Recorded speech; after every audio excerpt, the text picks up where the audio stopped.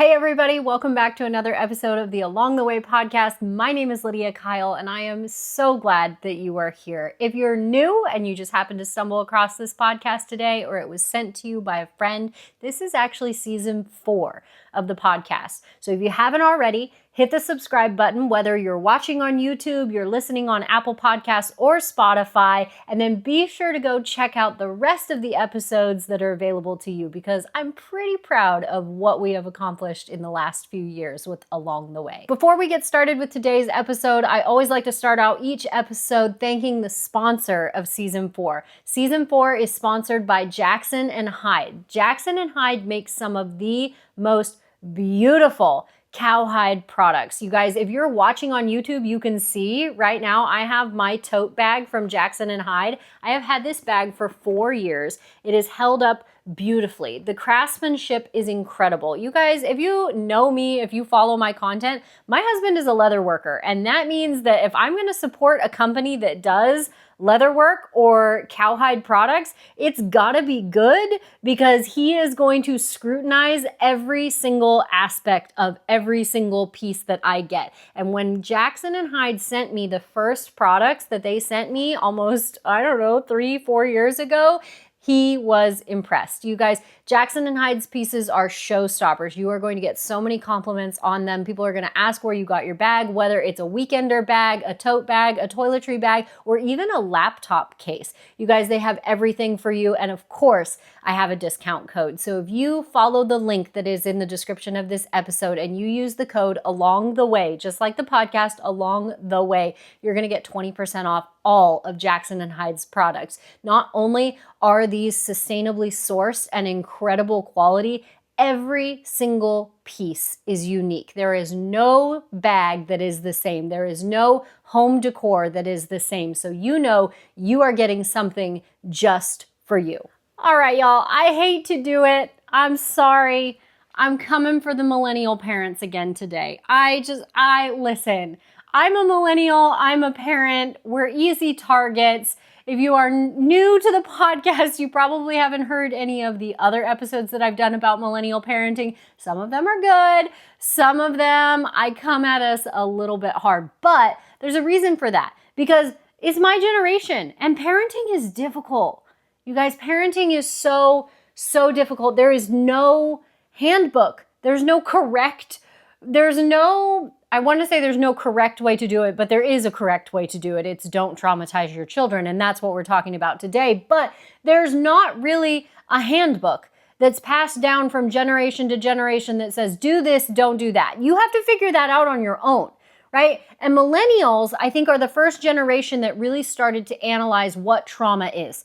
What is childhood trauma? What are the things that happened to us that we were children, when we were children that we didn't like, that impacted us later in life? Even those of you who had phenomenal childhoods, I had a phenomenal childhood. Were there things that happened to me in my childhood that were not good? Yes, but I had a phenomenal childhood. There are still moments of trauma from my childhood that I have carried into adulthood. How does that impact us as parents? I have some thoughts. What do millennial parents get flack for? Like, if you're a millennial parent or you know a millennial parent or you've spent any type of time on social media, what is it that millennial parents get flack for? What are they drugged through the mud for? And we've talked about this on the podcast before. Millennial parents get drugged through the mud because they're pushovers. And I am a pushover.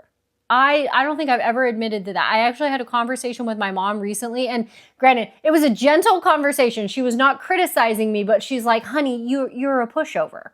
And I'm like, what? I would have never, what? And she's like, well, think about it, honey, you're a pushover. I always knew that you kind of had a tendency to be a pushover, and it happens. Sometimes you're a pushover.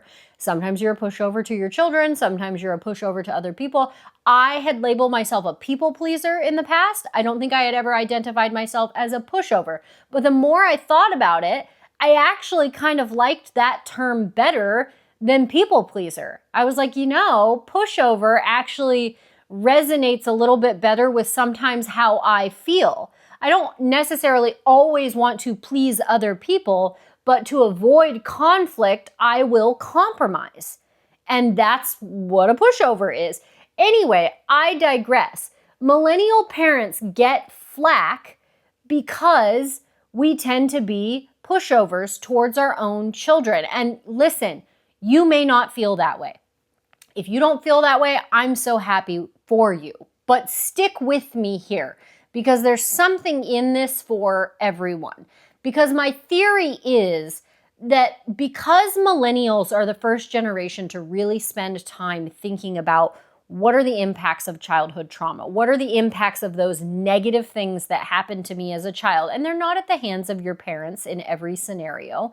Okay, there's a lot of people who experienced severe trauma at the hands of their parents. I did not experience severe trauma at the hands of my parents, but there were still traumatic events that happened to me as a child that I carried into adulthood. So regardless of who was a part of that experience, you still carry it with you through life.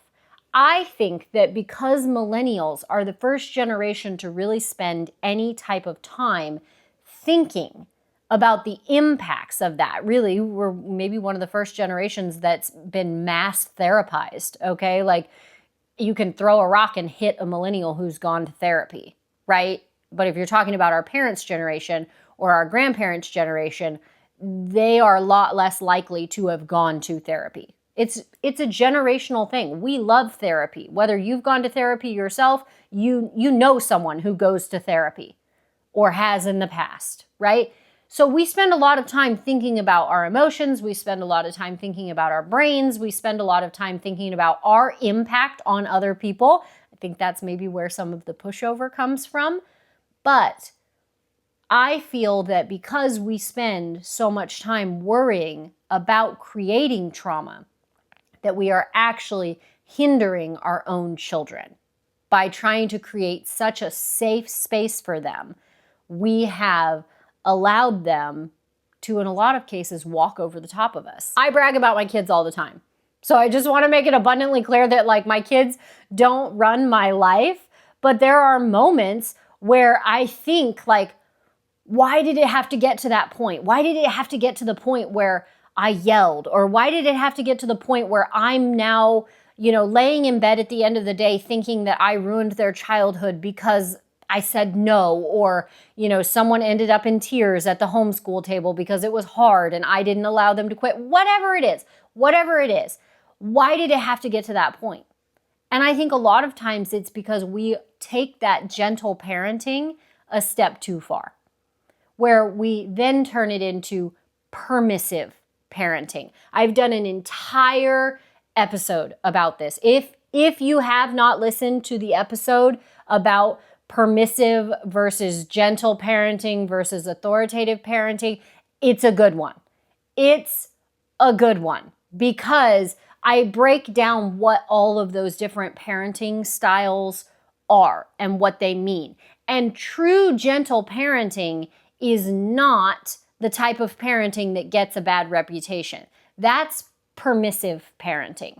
And I think that sometimes because millennials are so worried about creating trauma that we avoid hard things, we avoid hard conversations, we avoid consequences, we avoid pushback, we avoid discipline because we're so concerned about creating trauma.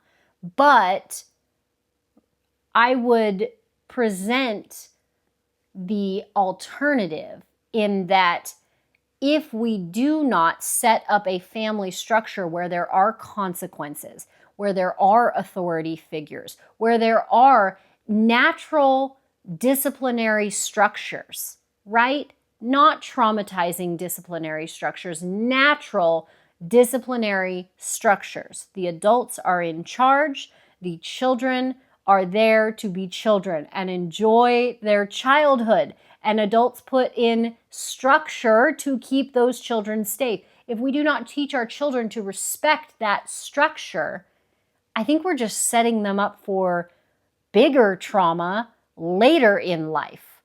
And disciplining your child is not creating trauma. I promise. Natural consequences is not traumatizing your child. If your child, for example, this may feel like a light example, but I'm going to use it anyway. This is something that I dealt with when I got parental counseling. I got counseling. I had a mentor who helped me early on. Well, not really early on in my parenting journey. It was when the kids were 5, 4, and 2.5, I guess. And it was our 4-year-old who was giving me a run for my money. Okay. And I talk about this more in detail on the episode about counseling and getting therapy. And that's a really good episode as well. But the 4-year-old was giving me a run for my money. I felt like I was going off the deep end every single day. And this is a really small thing, but one of the things was this child refused to wear pants. He only wanted to wear shorts. I don't know if it was a sensory thing. I don't know if it was a defiance thing. I don't know if it was a power struggle thing. All I know is that I could not get this kid to wear pants. And there are some instances in life where it is not appropriate to wear shorts. Like, I'm sorry, there are just certain times where you cannot wear shorts. And it was winter. It was winter. And it was during one of those Texas storms where you get the ice and it's freezing and it's horrible and it's nasty. And at this time, my kids were going to preschool. It was wonderful preschool. They had a great experience there. They were going to preschool, and this little boy, bless his heart, he would not put on pants. And I just remembered that my counseling mentor, my parenting mentor, had told me, natural consequences are okay for your child to experience. Natural consequences are okay for your child to experience. That child was either going to throw a fit, have a fight with me, not a physical fight, but have a fight with me. We were both going to be in tears. It wasn't going to end well. All over a pair of pants. So that morning, it's freezing cold outside. It's nasty. It's horrible. You don't want to put on pants like I asked? Fine, wear shorts. What was the natural consequence? He was cold. He went to preschool in shorts. He didn't get to play outside because I told the teacher when I dropped them off, I said, he chose this morning to not listen and not obey and put on pants. He was insistent that he would wear shorts, and that is a battle that I am not going to fight today. And the natural consequences is that he is here at preschool with shorts on. And guess what? He didn't get to go play outside because he was not appropriately dressed. And he was cold. Walking to and from the car, it's a total of like 30 feet, right? To and from the house to the car. He was cold. And you want to know what? Putting on pants really hasn't been that big of a fight. Did that instance traumatize my child? No, I don't think so. It was a natural consequence. Consequences are not going to traumatize your child, especially if you can get to a level of emotional maturity on your own to where consequences are not reactive, right? You need, this is something that I'm working on. Not allowing consequences to come forth in anger, not allowing consequences to come forth in anxiety, right? Taking the time to step back and allowing the consequences to come, one, naturally, but in a firm, fair, and consistent way. But circling back to the main theme, I think that millennial parents are so concerned with, am I going to traumatize my kid? Is this going to traumatize my kid? Did this bad day traumatize my kid? Oh my gosh, I yelled at my kid today in the car because they spilled something. Did I just completely destroy their childhood in that instant? No. Parenting is hard. Parenting is hard. You are doing the best you can. As long as your children are loved, they are safe, they are well cared for, they are developing in the appropriate way, you are doing okay, right? We don't beat our children. We don't scream at our children. Sometimes we lose our temper. But consequences for things like bad behavior are not traumatizing your child. Okay? Child abuse, repeated child abuse, that's what traumatizes a child. Assault on a child, that traumatizes a child. Okay? Neglect, traumatizes a child. Those are things that traumatize children, right? But you losing your temper over something being spilled in your car, apologize. Apologize to your child if that's what's necessary. Do not lay in bed at night and think that you have ruined their childhood because you lost your temper. Okay? You have to give yourself a little bit of grace in that. And also, don't allow your child to run over the top of you because you're so afraid of giving consequence or giving discipline that there are no consequences and there is no discipline, because I think that is actually more detrimental to the child than us maybe making that child a little bit uncomfortable in the moment. I always get really nervous when I do these kinds of episodes because I'm afraid I'm going to get canceled. I'm just calling it like I see it. I'm not supporting egregious discipline for children. I am saying children need structure. And part of structure is respecting authority figures. Call me crazy. Call me crazy, but I think that respecting authority figures like parents is part of creating a structure in which children thrive. But if we go back to that whole concept of millennial parents are sometimes so afraid of traumatizing our children that we don't give that structure. We don't provide the natural consequences. We don't allow for the mistakes to result in potentially discipline or consequence. If we're not willing to step up to the plate and parent, that's detrimental. Because then we're going to have an entire society of children who were raised not to respect authority figures, don't understand natural consequences, don't have enough mental maturity to understand if I do this, there is a chance that it will end badly and that would be the consequence for it. We have to, in childhood, use our homes as a training ground for creating contributing members to society. We don't want to create more pushovers, right? There are certain things about myself that I hope that my children can overcome. I'm sure it's the same for my parents. I'm sure there are certain things that my parents look back on and go, gosh, we could have done that differently. But it didn't ruin her life. She turned out all right. But I think even if we're trying so hard not to recreate the traumas that have happened to us in our childhood, if we are trying to create such a gentle bubble for our children to exist in, we're not only doing them a disservice, but psychology shows you're probably going to recreate those instances regardless. And this is something that I don't want to butcher this, but this is something that I heard a child psychologist talking about. It's a child psychologist that I every once in a while I tune into their social media platform. They talk a lot about kids with ADHD, different learning differences. That's kind of their wheelhouse. And they were talking about how in moments of stress, your brain as the adult will actually recreate moments from your childhood to try to get a different outcome. And I know that sounds crazy, but you will inadvertently recreate those stressors from your childhood and see if you can get a different outcome. And there's something psychological about that.